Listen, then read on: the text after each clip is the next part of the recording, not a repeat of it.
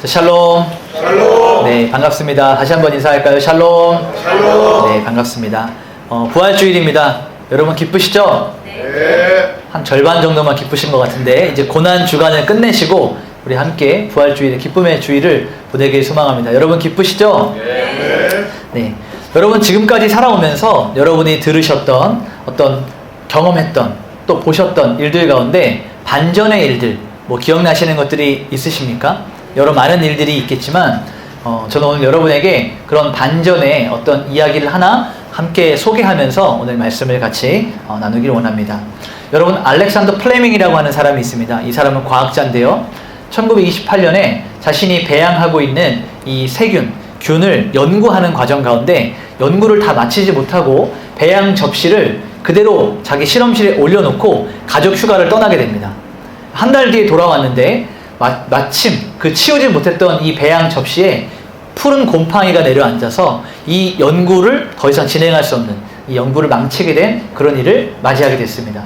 여러분 과학자가 공들여서 심혈을 기울여서 이렇게 연구를 하다가 그 하나에 탁 틀려서 모든 것들이 바뀌게 되면 얼마나 큰 손해와 낙심이 되는지 모릅니다. 그래서 이 접시를 가져다가 버리려고 하는 순간에 이 푸른 곰팡이가 내려앉았던 주변에 세균이 침투하지 못하는 것을 발견하게 된 거예요.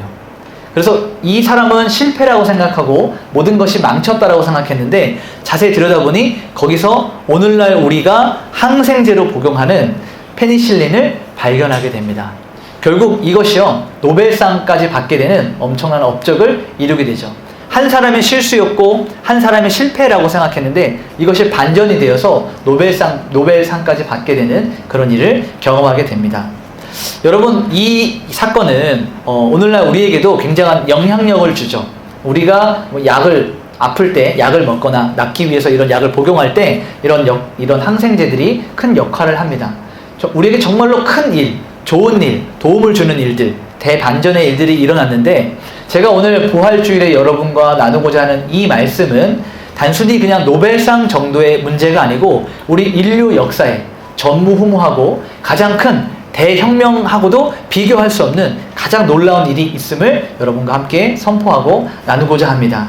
자, 오늘 말씀을 하나씩 살펴보도록 하겠습니다. 자, 12절 말씀을 보니까요. 고린도 교회 안에 부활이 없다라고 말하는 자들을 발견하게 됩니다. 자, 우리 12절 말씀을 같이 한번 읽어보겠습니다. 시작!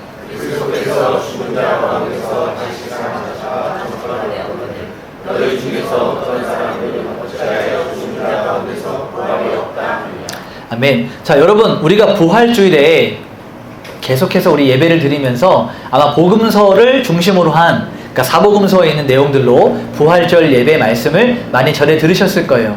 근데 저는 오늘 부활장이라고 부르는 고린도 전서 15장은 우리가 부활장이라고 부르게 되는데 저는 오늘 이 고린도 교회에 보내는 바울의 편지를 가지고 여러분과 함께 부활절 메시지를 나누고자 합니다.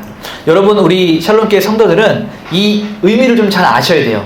제가 데살로니가 전서 강해를 쭉 진행하다가 잠시 스탑을 하고 복음서에 있는 부활에 대한 메시지가 아니고 고린도 교회에 주는 이 바울의 메시지를 가지고 부활절 본문을 선택을 했다라고 하는 것은 목사님이 무슨 생각이 있으실 거야. 제가 J거든요. 여러분 MBTI 아시죠? 제가 J인데 좀 큰 대문자 J입니다. 그래서 계획적이고 뭔가 이렇게 좀 플랜을 세워서 하는 걸 굉장히 좋아하는데요. 저는 여러분에게 같이 계속해서 말씀을 나누면서 교회들에 주시는 하나님의 말씀, 우리 샬롬교회가 어떻게 세워져야 되고 어떠한 말씀 위에 공동체적으로 우리가 어떤 교회가 돼야 되는지를 이 말씀들을 통해서 함께 세워가고자 하는 마음으로 오늘 고린도 전서의 말씀을 선택을 했습니다. 자, 우리가 읽었던 12절 말씀대로 고린도 교회 안에는 어떠한 이들이 부활이 없다라고 이야기하는 거예요. 여러분 이 바울의 마음이 얼마나 답답하고 얼마나 기가 찬지 이 편지를 보내면서 부활에 대해서 한 장을 할애해서 고스란히 편지를 쓰고 있습니다. 여러분 지금 바울뿐만 아니라 이 사도들 그리고 이 예수 그리스도를 믿었던 자들이 전하고 있는 핵심 내용이 뭐냐면 예수 그리스도가 부활하셨다예요. 여러분 우리가 잘 알고 있듯이 안식일이라고 하는 것, 유대인들은 지금도 안식일을 지키는데요. 그들은 토요일을 안식일로 지키고 있습니다. 그래서 제7일 안식교라고 하는 우리가 말하는 이 이단 종파는 이 기독교가 잘못했다라고 말하는 거예요. 너희가 안식일을 온전히 지키지 못한다. 자, 그들의 원리대로 문자적으로 하면 그들의 이야기가 맞습니다. 우리는 오늘 이 주일이 안식일이 맞습니까? 틀립니까? 그들의 날짜 계산으로 하면 틀려요. 오늘은 안식일이 아닙니다. 근데 오늘 우리가 성경을 잘 보면 왜 주일을 우리가 모여서 안식 후 첫날이라고 하는, 안식일 다음 날이거든요. 안식 후 첫날이라고 하는 그 날을 우리가 주일로 삼아서 함께 모여서 예배하고 기도하고 하나님을 찬양하는가? 그것은요, 그리스도 예수의 부활하심이 모든 것의 기점이 됐기 때문입니다.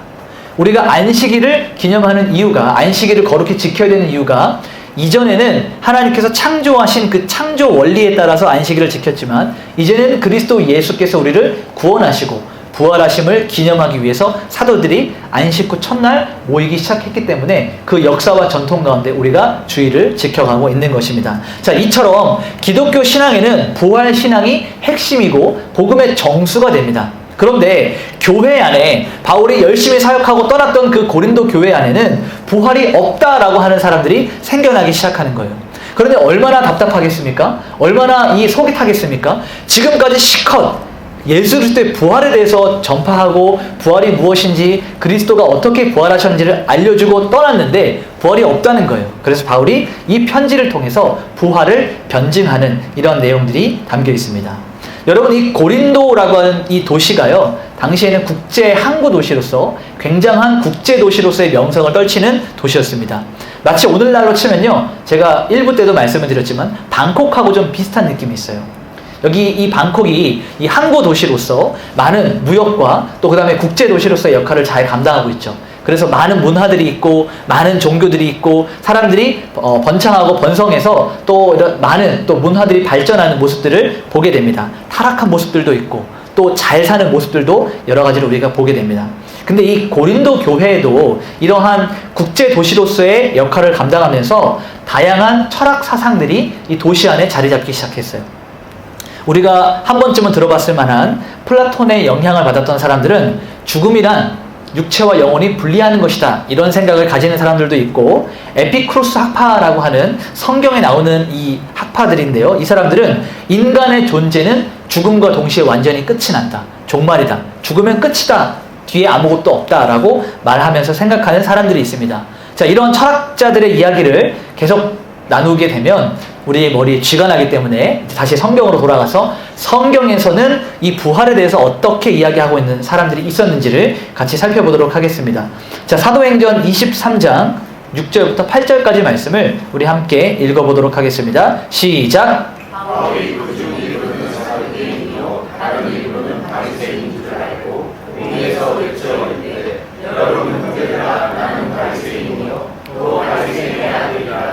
죽은 자의 소망 곧 부활로 말미암아 내가 신문을 받노라.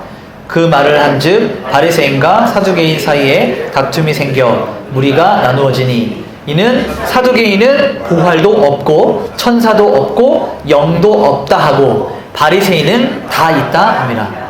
자, 오늘 본문 말씀을 보니까, 이 사도행전 말씀을 보니까요, 이 사두개인, 우리가 잘 듣고 알고 있던 사두개인들은 부활도 없고 천사도 없고 영도 없다라고 이렇게 이야기하는 거예요.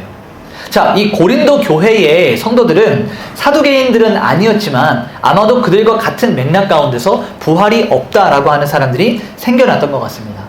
여러분, 당시에 이 시대적 흐름을 보게 되면요, 이 교회를 흔드는 두 가지 중요한 사상들이 있었는데요, 첫 번째는 영지주의입니다. 우리가 한 번쯤은 들어봤을 만한 그러한 사상인데요, 영지주의라고 하는 것은 영적인 것은 선하다, 그리고 육체적인 것은 악하다라고 이야기하는 거예요. 그러니까 영적인 것만 선하고 육체적인 것은 악하니까 예수 그리스도가 그렇게 선한 분이라면 육체를 입고 오심을 부인하게 되는 겁니다. 이게 영지주의자들의 그 사상이에요. 그러니까 이들의 관점과 이들의 생각에 의해서 부활을 해석하고 부활을 좀 분해해보면 영적인 것은 선하고 육체적인 것은 악하다면 죽음 이후에 이것이 다시 결합이 된다. 이 선한 것이 다시 악한 육체 가운데로 들어온다라고 하는 것이 이들은 받아들여질 수가 없는 겁니다. 그러니까 영지주의자들은 부활을 부정할 수밖에 없는 것이죠. 자, 두 번째로 이 교회를 흔들었던 두 번째 사상은 쾌락주의입니다. 이 쾌락주의가 뭐라고 어떤 의미냐면요. 아까 제가 언급을 드렸던 에피쿠로스 학파가 했던 그러한 자들의 견해인데요.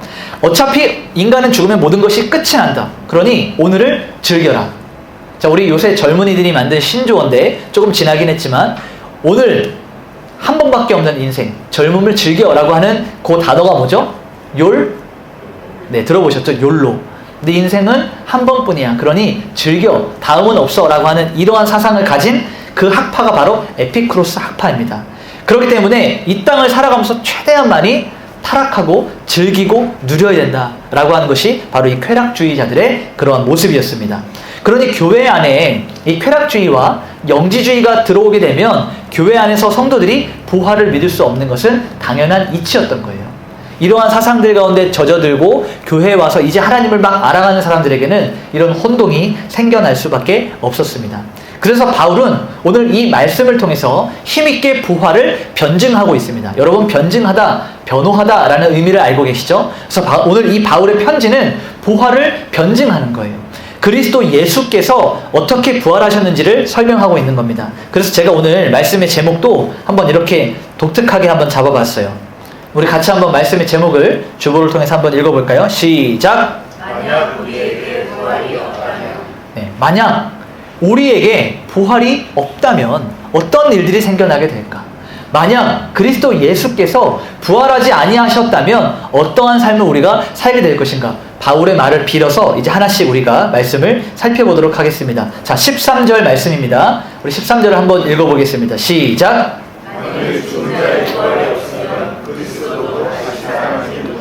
자, 바울은 부활을 믿지 아니하는 자들을 향하여서 첫 번째로 그리스도 예수의 부활이 없을 수도 있다. 자, 다시 말하면 너희가 죽은 자가 부활하지 못했다라고 말하면 우리 그리스도도 부활하지 못했을 것이다 라고 이렇게 이야기합니다. 여러분, 우리가 기독교 하면 많은 사람들이 크리스마스, 성탄절을 굉장히 중요하게 여기고 굉장히 즐거워합니다. 굉장히 큰 행사고 가장 중요한 날처럼 생각을 해요. 그런데 우리는 이 부활절을 기점으로 해서 우리 생각을 좀 바꿔야 됩니다. 여러분, 기독교 신앙의 정수는 부활신앙이에요. 그리스도 예수가 부활하심으로 인하여서 우리의 모든 것이 바뀌었습니다. 여러분의 신분도, 여러분의 인생도, 여러분의 삶도, 신앙도 모든 것이 다 바뀌었어요. 그렇기 때문에 우리는 부활절이 크리스마스, 성탄절보다 훨씬 더 중요한 자리에 있다는 것을 기억해야 됩니다. 여러분, 제가 성탄절을 무시하는 것이 아니라 부활절이 가지고 있는 그 의미가 얼마나 크다는 것을 여러분에게 말씀드리고 있는 것입니다. 그러니 이 바울의 사상처럼 이 기독교 신앙의 정수가 부활이라면 이 죽은 자들이 부활하지 않는다라고 이야기한다면 그리스도 예수도 부활하지 않았을 것이다. 그러니까 죽은 자가 부활하지 않으면 그리스도 예수도 부활하지 못한다라고 하는 것을 변증하고 있는 것입니다. 자, 말씀을 좀 더 살펴보도록 하죠. 14절입니다. 14절 시작!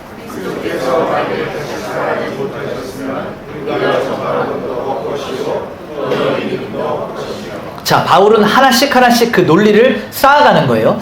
죽은 자의 부활이 없으면 그리스도도 부활하지 못했을 것이다. 그리고 14절을 보니까 그리스도께서 만약에 부활하지 않았다면 우리가 전파하는 것, 복음을 나누는 것, 신앙생활 하는 것, 그리고 너희의 믿음도 전부 다 헛것이다 라고 얘기하는 거예요.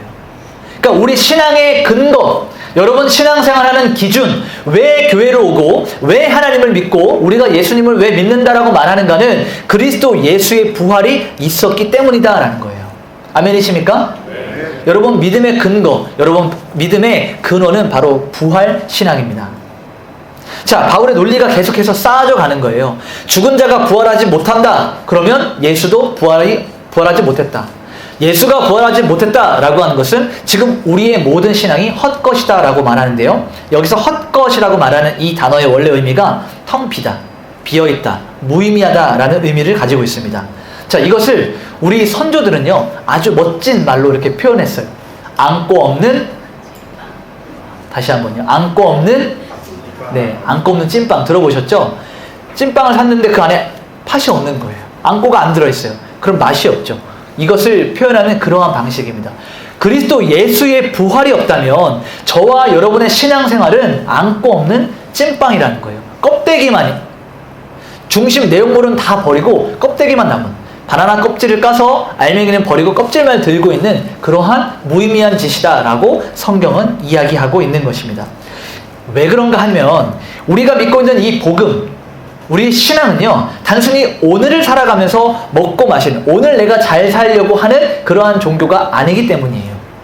여러분, 혹시나 내가 이 땅을 살아가면서 잘 먹고 잘 살기 위해서 액땜, 이런 악기들을 쫓아내기 위해서, 혹은 내가 조금 더 성공하고 잘 살기 위해서 교회에 오시고 예수를 찾으셨다면 죄송합니다. 번지수를 잘못 찾으셨어요.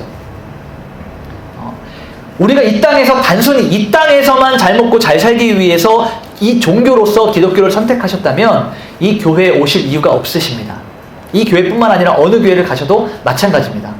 세상의 많은 종교들은요, 여러분을 훨씬 더 편하고 여러분에게 훨씬 더 안정감을 주고요, 여러분에게 많이 요구하는 것 없이 그냥 하고 싶은 대로 잘하면서 종교 생활, 종교 활동을 하도록 해주는 종교들이 많이 있어요. 우리가 이 세상에 초점을 맞추고 살아간다면 그런 종교로 가셔도 됩니다. 제가 여러분을 보내는 것이 아니라 우리가 이 땅에 초점을 맞추고 살아가는 것이라면 세상 종교가 기독교보다 훨씬 더 낫다는 얘기예요. 그런데 우리는 이 세상에서의 삶을 바라보고 살아가지 않죠. 우리에게는 부활신앙, 그리스도 예수께서 다시 오시는 재림을 기다리는 신앙을 살고 있죠. 그 말이 무슨 의미입니까? 다시 예수 그리스도께서 오시면 내 헝클어져 있고 망가져 있고 무너져 있는 이 삶이 다시 반전이 일어날 거야.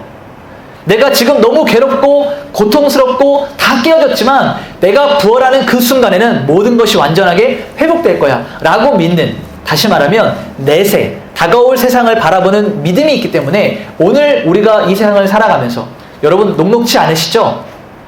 특별히 저는 이주민들, 우리가 이주민들이잖아요. 그 해외에 거주하는 우리 동포들, 해외에 살아가는 이 한국 분들은요, 보통 분들이 아니라고 생각해요. 이 이주민들은. 왜냐하면 이 낯선 땅에서 현지인들과 치열하게 싸워내면서 버티고 살아가는 것들이요, 일반인들은 할 수 없는 것이거든요. 그러니까 여러분은 굉장히 대단하신 분들입니다. 그런데 우리가 이런 여러 가지 많은 어려움과 고통과 힘듦을 겪어가면서도 버티고 있는 이유가 무엇입니까? 그리스도 예수께서 다시 오신다는 이유 하나뿐이에요. 그가 오시면 우리가 부활해서 다시 이 세상에서는 힘들었지만 내 모든 눈물을 닦아주시고 내 모든 아픔을 만져주시고 슬픔과 고통과 괴로움을 덮어주시고 영원한 생명과 행복을 주실 주님이 계시다는 그 사실 하나 때문에 우리가 버티고 살아갈 수 있다는 것이죠. 그래서 우리의 종교, 이 기독교는 오늘 현세에 맞춰져 있는 것이 아니라 다가올 세상, 내세에 맞춰져 있다라고 성경은 이야기하고 있는 것입니다. 자, 그런데 바울은 말씀을 계속 전하면서 15절에 이 부활이 없다면, 만약에 부활이라는 것이 없다면 나 역시도 신분에 어떤 큰 변화가 생긴다라고 이야기하고 있는데요. 우리 15절 말씀을 함께 읽어보도록 하겠습니다. 시작! 또 우리가 하나님의 거짓 증인으로 발견되니 우리가 하나님이 그리스도를 다시 살리셨다고 증언하였습니다. 아니 죽은 자가 다시 살아나는 일이 없으면 하나님이 그리스도를 다시 살리지 아니하셨으리라.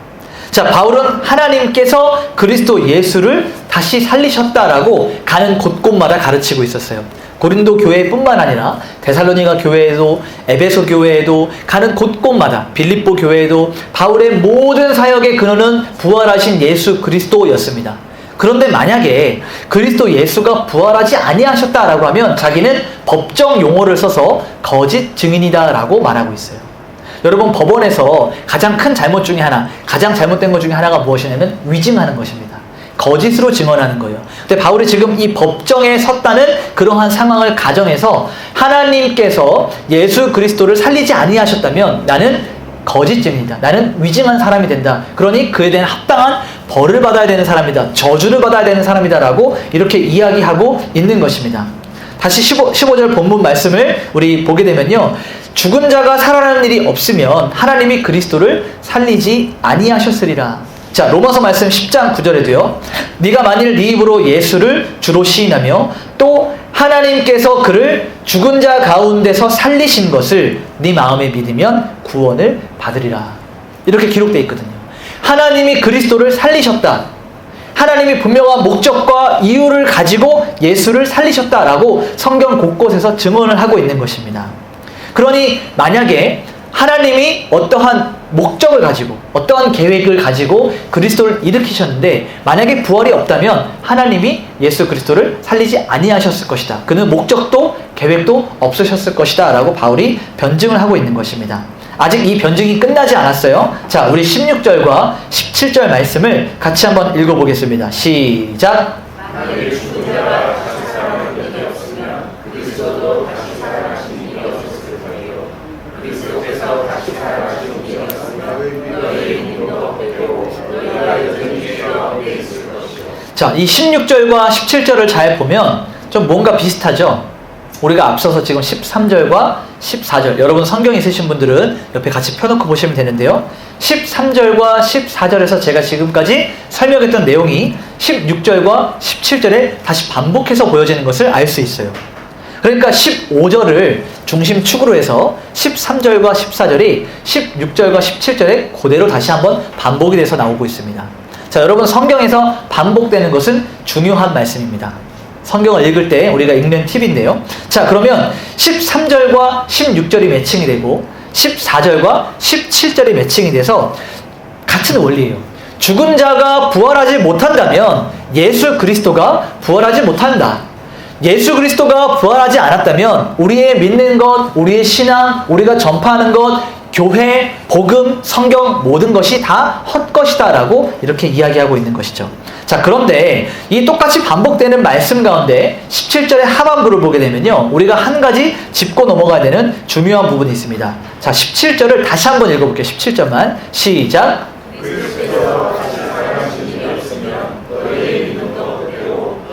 여전히 죄 가운데 있을 것이요. 자, 발견하셨어요? 그리스도 예수께서 부활하지 아니하셨다면 우리의 모든 것이 헛것이 되는 것을 넘어서 너희가 여전히 죄 가운데 있을 것이요.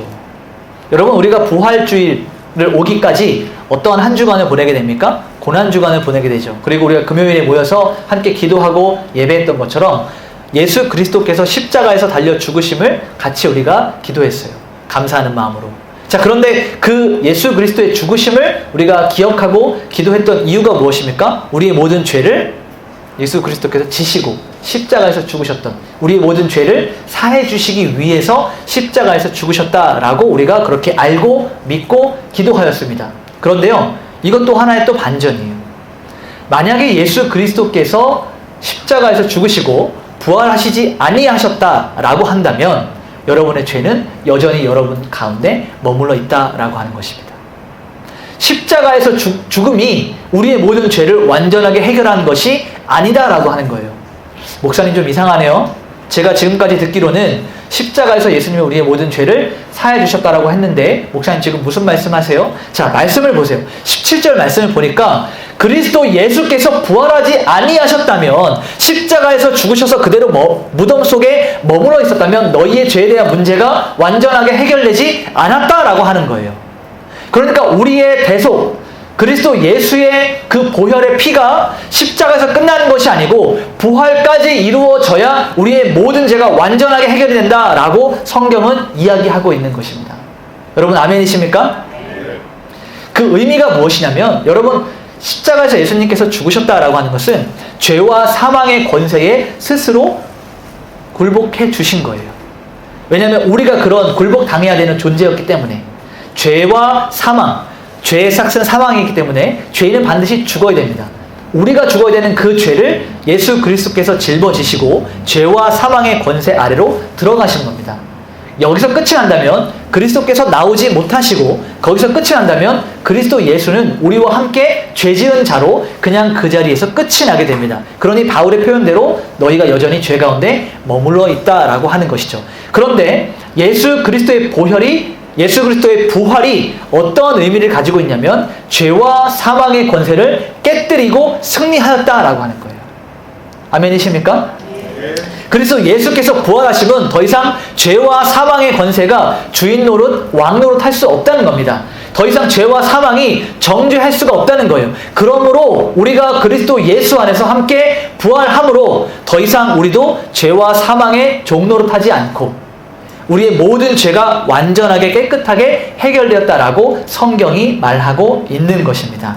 그러니 이 부활절이요, 우리에게 어떠한 의미로 다가와야 하는지, 우리가 부활절을 어떻게 바라봐야 되는지, 단순히 성탄절, 크리스마스처럼 선물을 주고받고 재밌게 웃으면서 크리스마스 캐롤을 부르면서 한국으로 치면 이 사계절에 눈 오는 날 거리를 걸으면서 즐거워하는 이런 해피한 것에서 우리의 신앙이 끝나는 것이 아니고 그리스도 예수께서 십자가에 달려 죽으시고 그가 부활하심으로 우리의 죄에 대한 모든 문제를 해결하셨다. 부활절까지 나아가야 된다는 것입니다. 자, 우리 18절 말씀을 함께 읽어보도록 하겠습니다. 18절입니다. 시작. 자, 바울은요 계속해서 이 부활에 대한, 그리스도께서 부활하심에 대한 변증을 하고 있는데요. 18절에 보니까 그리스도 안에서 잠자는 자도 망하였다라고 이야기합니다. 자, 혹시 여러분 피곤하실 때 그리스도 안에서 주무시는 분 계십니까? 너무 피곤해. 그리스도 안에서 좀 자야지. 여기 성경에서 말하는 그리스도 안에서 잠잔다, 잠들었다라고 하는 것은요, 죽음을 표현하고 있어요. 그러니까 여러분 그리스도 안에서 잠들지 않으시길 바랍니다. 지금은요. 네, 우리가 아직 해야 할 일이, 그리고 세상에서 주님이 주시는 그 은혜를 누려야 될 것들이 아직 많이 있어요. 자, 근데 그리스도 안에서 잠자는 자도 망하였다. 앞에 전제 조건이 있죠. 그리스도 예수께서 부활하지 않았다면. 자, 그러면 이 성경에서 이 잠잔다라고 하는 성도의 죽음을 어떻게 표현하는가? 자, 요한복음 11장 11절에도요. 예수님께서 우리 친구 나사로가 잠들었도다 라고 이렇게 표현을 해요. 나사로가 죽었도다 라고 표현하지 않고 나사로가 잠들었도다 라고 이야기합니다. 자, 사도행전 7장 60절에도요. 순교했던 그 스데반이 이렇게 그 사도행전을 기록했던 누가가 죽임을 당하는 순간에 이 말을 하고 자니라 라고 이렇게 표현해요. 많은 곳에서 성도의 죽음을 잠잔다 라고 이야기합니다. 우리 고린도전서 15장 6절 말씀을 같이 한번 읽어볼까요? 시작. 그 중에 지금까지 대다수는 살아있고 어떤 사람은 잠들었으며. 자, 앞에 있는 내용들은 이거예요. 예수 그리스도께서 부활하신 후에 500여 형제에게 일시에 나타나시고 그 중에 지금까지 대다수는 살아있고 어떤 사람은 잠들었다. 자, 살아있고 어떤 사람은 죽었다가 아니고 살아있고 어떤 사람은 잠들었다라고 하니까 살아있음과 죽음을 대비하는 표현입니다. 근데 성경은 우리 믿는 자들의 죽음을, 성도의 죽음을 잠들었다라고 이렇게 표현을 하고 있는 거예요. 그러니까 여러분 밤에 잠자리에 잠들 때 어떠한 생각을 하고 주무십니까? 내일 일어날 어떠한 일들, 우리에게 내일이 보장된 것처럼 우리가 잠깐 잠들고 일어나잖아요. 우리가 낮잠을 잘 때 내가 지금 낮잠을 들고 영원히 일어나지 말아야지 이렇게 주무시는 분 계세요? 그렇지 않죠. 내가 잠깐 눈을 붙이고 빨리 다음 일을 해야지 라고 잠깐 잠들고 깨는 것을 전제로 합니다. 그래서 여러분 이 성도의 죽음은 끝이 아니라 새로운 시작을 알리는 또 다른 하나의 징표고 사인이라는 거예요. 그러니까 여러분 우리가 이 성도가 그리스도 안에서 잠드는 것 너무 절망하고 괴로워하지 않으시길 소망합니다. 우리에게는 반드시 이 잠에서 깨어서 다시 오실 그리스도 예수를 만나고 그와 함께 동행하는 그 시간들이 준비되어 있다는 것이죠. 자, 그런데 바울은 지금 계속 설명을 하면서 예수 안에서 잠든 자들도 망했다라고 이야기해요. 자, 여기서 망했다라고 하는 이 표현은요, 원어로 아폴론토라는 단어인데요. 이거는 죽이다, 파멸하다, 완전히 끝이 나다라는 거예요. 그러니까 그리스도 예수의 부활이 없다면 그 안에서 예수 그리스도를 열심히 믿다가 죽었던 자들은 가장 비참한 자들인 거예요. 완전히 끝이 난, 파멸한, 파괴된 존재들이다라고 이야기하는 것이죠. 무엇이요? 부활이 없다면. 죽은 자가 살아나지 않는다면. 자, 그러면서 19절에 가서 이 그리스도 예수를 믿기는 믿지만 부활 이후의 삶이 아니라 이 세상의 소망을 두고 살아가는 자들을 가리켜서 바울이 19절에 이렇게 이야기하는 거예요. 한번 읽어볼까요? 시작. 만일 그리스도 안에서 우리가 바라는 것이 다만 이 세상의 삶이면 모든 사람 가운데 우리가 더욱 불쌍한 자입니다. 여러분 예수 그리스도를 믿는 이유가 다시 한번 반복돼서 나오는 거예요. 우리가 신앙생활 열심히 하고 새벽 예배하고 새벽 기도하고 묵상하고 큐티하고 헌금도 많이 하고 교회 봉사하고 모든 예배 빠지지 않고 기도회도 다 나오고 신앙생활을 아주 열심히 했는데 부활이 아니라 그냥 이 땅에서만 잘 먹고 잘 살기 위한 것이라면, 그러니까 신앙생활을 안 하는 것이 아니고 신앙생활을 열심히 하는데도 이 세상에서 잘 사는 것만 초점을 맞추고 신앙생활을 한다면 바울이 말하기를 우리가 더욱 불쌍한 자다. 세상에서 불쌍한 사람들 가운데 가장 불쌍한 자가 하나님을 믿는다라고 말하면서 고생은 고생대로 다 하면서 부활을 믿지 아니하는 자들, 부활 이후의 삶을 바라보지 않는 자들이라고 이야기하고 있는 것입니다. 그러니 여러분 신앙생활을 열심히 하십시오. 근데 신앙생활을 열심히 하는 그 이유와 목적이 다시 오실 주님을 기다리고 주님과 함께 부활하여서 함께 거할 그 하나님 나라를 소망하면서 열심히 살아가라 이 말입니다. 어떤 사람들은요 열심히 해요. 왜요? 뭔가를 따내기 위해서. 내가 열심히 하지 않으면 하나님께 버림받을까? 내가 구원 얻지 못할까? 하나님 나라에 가지 못할까? 불안한 마음으로 신앙생활합니다. 이것은 율법주의예요. 행위 구원이에요. 근데 우리는 다시 오실 주님이 오실 때 우리와 기쁜 재회를 위해서 내가 주님 오시는 그날까지 열심히 살아내서 다시 오실 주님을 기쁘시게 하기 위해서 우리의 열심과 신앙이 동반되어야 된다는 것이죠. 목적과 이 방법이 달라지는 것입니다. 자, 그래서 우리는 부활 신앙을 가지고 살아가야 됩니다. 아멘이십니까? 네. 여러분에게 그러한 소망이 있기를 간절히 원합니다. 자, 우리 그리고 나서 20절 말씀을 같이 한번 읽어보겠습니다. 20절입니다. 시작.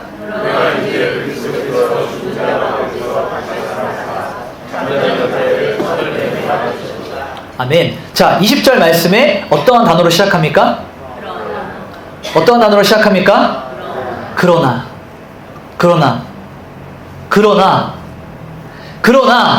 바울이 지금까지 하나님께서 그리스도 예수를 살리지 않았다면, 우리에게 만약에 부활이 없다면, 그리스도 예수께서 부활하지 아니하셨다면 어떠한 일들이 일어나는지 쭉 설명을 한 다음에 마지막 20절에 그러나 그리스도 예수는 부활하셨다라고 선포하는 거예요. 그러나 이것들은 그렇지 않다라고 얘기하는 거예요. 만약에 부활이 없었다면, 만약에 그리스도께서 부활하지 않으셨다면, 만약에 라고 전제를 했는데요. 여기 와서는 그러나 이것들은 사실이 아니다. 예수께서 부활하셨고 우리도 부활할 것이다 라고 선포하고 있는 것입니다. 여러분, 우리 말씀을 잘 보니까요, 그리스도 예수께서 죽은 자 가운데서 다시 살아나사 누구의? 잠자는 자들의, 죽은 자들, 예수 그리스도를 믿고 죽었던 자들의 무엇이 되었다고 말하고 있습니까? 첫 열매가 되셨다. 이 첫 열매라고 하는 아주 좋은 단어를 잘못 사용하는 또 사람들이 있는데요. 그 의미가 무엇인지 오늘 우리는 바르게 알고 가기를 소망합니다. 자, 첫 열매라고 하는 그 의미는요, 첫 번째는 이 첫 열매를 보면서 앞으로 맺혀질 열매들을 기대하게 하는 거예요. 여러분, 농부가 혹은 이 과수원에 일을 하시는 분들이 첫 열매를 딱 발견하는 순간 앞으로 그 열매와 같은 열매들이 맺혀지게 될 것을 기대하는 겁니다. 그러니까 잠자는 자들의 첫 열매가 되셨다. 그리스도 예수께서 죽음 가운데 먼저 부활하셔서 앞으로 그를 믿는 모든 자들이 자신과 같이 부활하게 될 것을 보여주셨다는 거예요. 그래서 우리는 첫 열매, 대표성의 원리로 그리스도 예수를 바라보는 것입니다. 여러분, 첫 번째 아담이 인류의 대표자로서 죄와 사망의 권세를 우리 인간에게 가져왔어요. 예수 그리스도께서 마지막 아담으로 표현이 되셔서 죄와 사망에 묶여있던 우리를 풀어주시는, 부활하시는 영원한 주님이 되셔서 우리를 대표자의 원리로서, 대표성의 원리로서 우리도 부활하게 하실 것이다 라고 부활을 우리에게 선물로 주신 것이죠. 그래서 그 첫 열매로 그리스도 예수께서 보여지고 계시는 것입니다. 두 번째는요, 이 부활의 첫 열매가 되신 그리스도로 인하여서 앞으로 맺혀지게 될 그 기대하는 그 열매들이 첫 열매와 같이 부활하게 될 것이다. 그러니까 무슨 말이냐면요, 여러분 부활하게 될 것입니다. 아멘이십니까? 네. 여러분 부활하십니다. 아멘이십니까? 네. 별로 안 기뻐하시는데, 자, 여러분이 그럼 부활하시게 되면 어떠한 모습으로 부활이 될 거라고 기대하세요? 어떤 모습으로? 어떻게 부활이 될 거다? 네. 자, 오늘 이 말씀에 따르면 잠자는 자들의 첫 열매가 되신 그리스도, 무슨 말이냐면 우리도 그리스도와 같이 부활한다는 거예요. 자, 예수 그리스도께서 죽음 가운데 부활하셨습니다. 오늘 아침에 교회 오시는 길에 그 매일 성경 큐티를 하고 오신 분들은 오늘 그 본문이 해당이 되는데요. 예수님께서 부활하시고 나서 제자들이 예수님을 아직 만나기 전에 그 유대인들이 자기에게도 자기의 스승들을 죽였으니까 자기들도 그런 위험에 처할까봐 문을 2중 3중으로 잠궈놓고 제자들끼리 모여서 숨어 있었어요. 부들부들 떨면서 무슨 일이 벌어질까. 근데 그 막힌 문을 뚫고 들어오셔서 샬롬, 예수님께서 이렇게 말씀하셨어요. 너희에게 평안이 있으라. 이러한 부활체요, 시간과 공간을 초월하는 부활체요, 우리가 잠자는 자들의 첫 열매가 되신 그리스도 예수를 따라서 우리가 부활하게 되면 그리스도처럼 그런 몸을 입게 됩니다. 아멘이십니까? 아멘이십니까? 별로 안 좋으신데 우리가 지금 살아가면서 여러분 막 순간이동하고 싶어 하잖아요. 시간을 막 돌리고 앞으로 갔다가 공간을 초월하고 이런 거 원하시잖아요. 그렇게 된다니까요. 그렇게 된다니까요. 주님이 보여주셨다니까요. 주님이 다시는 죽지 않는 그 부활체로 잠자는 자들의 첫 열매가 되셨다니까요. 이제 그를 믿는 자는 우리가 그리스도 안에서 잠들게 되면 그와 같이 부활하게 된다니까요. 아멘이십니까? 아멘. 이 소망을 가지셔야 돼요. 그 소망을 가지셔야 된다는 거예요. 여러분에게는 원하지 않아도 주님 저는 좀 평범하게 좀 부활하고 싶어요. 막 순간이동 안 해도 괜찮아요. 시간과 공간을 초월하지 않아도 괜찮아요. 그냥 탐마다하게 평범하게 해주세요.